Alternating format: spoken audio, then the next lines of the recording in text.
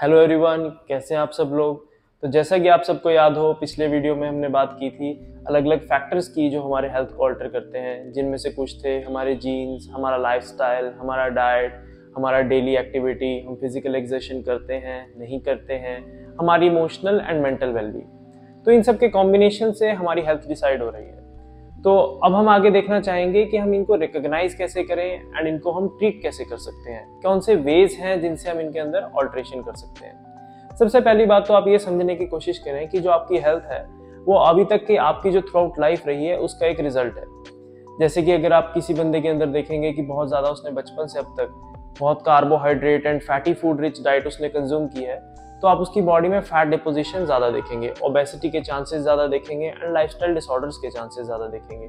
उसी तरीके से अगर आपने देखा हो कि मेंटल हेल्थ के अंदर अगर आप किसी इंडिविजुअल ने बचपन से अब तक बहुत ज़्यादा ट्रॉमास देखे हैं, फियर्स देखे हैं, क्राइसिस देखे हैं, कुछ इस तरह के सर्कमस्टांसेस देखे हैं, तो उससे आपकी मेंटल हेल्थ बहुत ज़्यादा इफेक्ट होगी।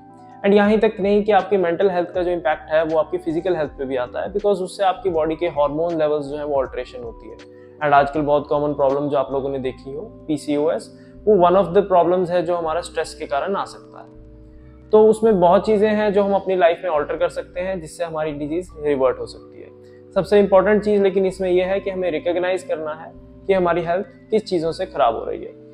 सबसे पहले अगर आप ये देखना चाहते हैं कि मैं क्यों बीमार हूँ या मेरी प्रॉब्लम के अंदर मेन जो कॉज है वो क्या है, तो आपको उसके लिए बिगिनिंग में जाना होगा।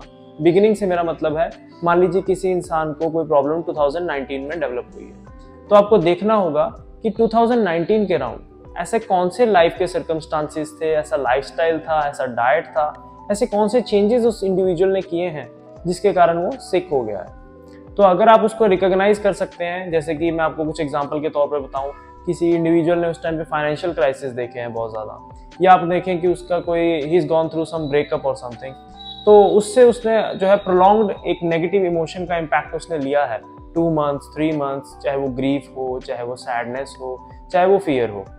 तो अगर उस इमोशन का जो है एक्सपोजर उसको इंडिविजुअल को मिला है तो डेफिनेटली उससे उसकी हेल्थ जो है वो ऑल्टर होगी। बट एक चीज़ कभी मत भूलें कि अगर आपको कोई भी बीमारी हुई है तो आपको उसका फिजिकल मैनेजमेंट पार्ट तो करना ही होगा। जैसे कि किसी को यूरिक एसिड की प्रॉब्लम है, तो आप ऐसा नहीं हो सकता कि एक हाई प्रोटीन डाइट कंज्यूम कर रहे हैं और एक्सपेक्ट कर रहे हैं वहाँ पे एक रिकवरी।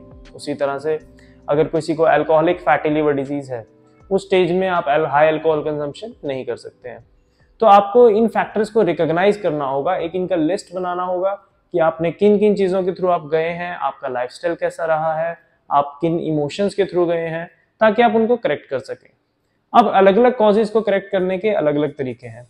जैसे कि अगर आप लाइफस्टाइल डिसऑर्डर्स की बात करें, उसमें अगर आप फिजिकल एक्सर्शन, डाइटरी चेंजेस, इन सब चीज़ों को इनकॉर्पोरेट करते हो तो आपकी हेल्थ डेफिनेटली इंप्रूव करेगी।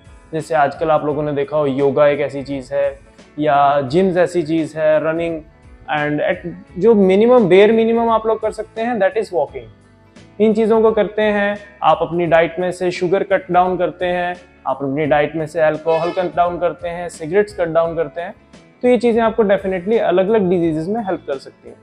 उसी तरीके से मेंटल कॉजेज़ की बात करें, मेंटल कॉजेज़ को ठीक करने के भी अलग अलग तरीके हैं। तो इनमें से कुछ तरीके हैं मेडिटेशन या होम्योपैथी या इवन की आयुर्वेदिक मेडिसिन, तो इन चीज़ों का आप यूज़ कर सकते हैं। तो एक चीज़ मैं यहाँ पर आप लोगों को ज़रूर स्ट्रेस देना चाहूँगा कि किसी भी एक सर्टन सिस्टम के ऊपर आप बहुत ज़्यादा डिपेंड मत होइए। आप कोशिश कीजिए, आप मैक्सिमम किसी भी सिस्टम से निकाल सकते हैं, चाहे वो एलोपैथिक है, होम्योपैथिक है, आयुर्वेदिक है, किसी भी सिस्टम से हेल्प लेना चाहें आप उसको ज़रूर लें ताकि आपकी हेल्थ इंप्रूव हो सके। यहाँ तक कि आपकी बॉडी में अगर न्यूट्रिशनल डेफिशिएंसी है कोई, तो आप उसके अंदर कोशिश करें कि मैं वहाँ पर कोई सप्लीमेंटेशन ले लूँ या कोई प्रोडक्ट ऐसा यूज़ कर लूँ जिससे मेरी बॉडी रिकवर करे। तो by all means do everything that you can to improve your health, and finally that is how you can revert your disease back to normal. So ऐसी मोर वीडियोज़ के लिए हमारे साथ जुड़े रहने के लिए हमारे चैनल को सब्सक्राइब करें, फॉलो करें। Thank you.